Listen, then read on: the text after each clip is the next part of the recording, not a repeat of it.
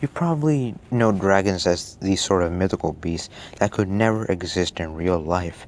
However, science says that there are several possible mechanisms by which a dragon might actually exist, fly, and even breathe fire. So, how large could a flying dragon be? Scientists generally agree that modern birds descended from flying dinosaurs, so there isn't any debate about whether dragons could fly. The question is whether they could be large enough to prey on people and livestock. The answer is yes, kind of. The late Cretaceous pterosaur Quetzalcoatlus was one of the largest known flying animals ever to exist.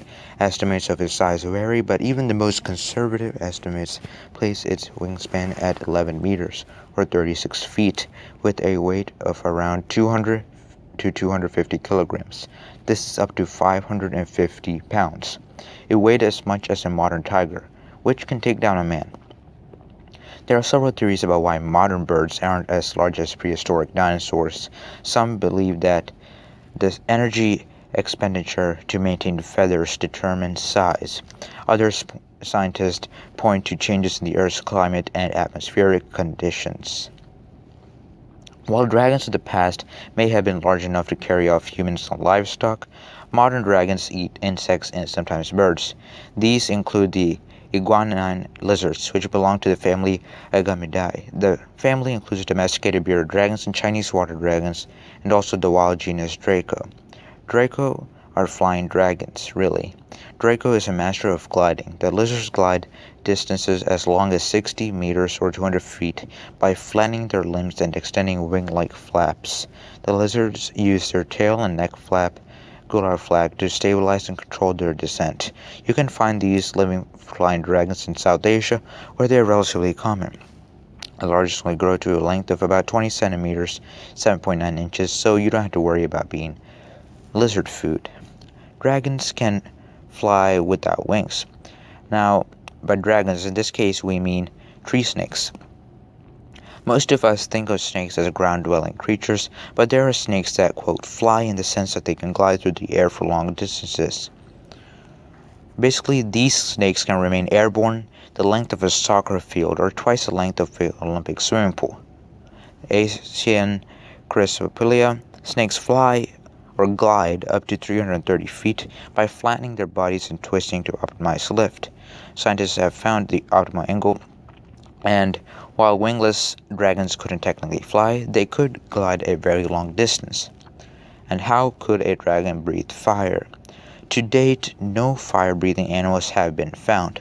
However, it wouldn't be technically impossible for an animal to expel flames.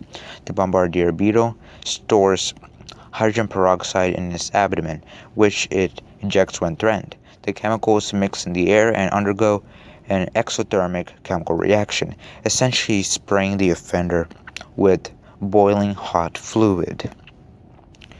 Living organisms produce flammable reactive compounds and catalysts all the time. Humans inhale more oxygen than they use. Hydrogen peroxide is a common metallic byproduct, and acids are used for digestion. Methane is a flammable byproduct of digestion, and catalysis improve the efficiency of chemical reactions. If a dragon could store the necessary chemicals until it was time to use them, forcefully expel them and ignite them chemically or mechanically, then they could technically breathe fire. So breathing fire is certainly possible, although it hasn't been observed. The heavily armored and clawed dragon portrayed in movies is certainly a myth. The heavy scales, spines, horns, and other bony appendages would weigh a dragon down. However, if the ideal dragon has tiny wings, you can take heart in the realization that science doesn't have all the answers yet. While the dragon may not be the dragon of myth, it could achieve pretty close a resemblance to the dragon of myth.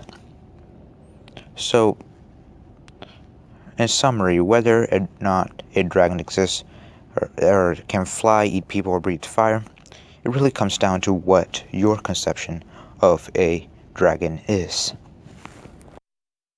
Thanks for watching. Make sure to subscribe for more great content. This is Scholar of the World, signing out.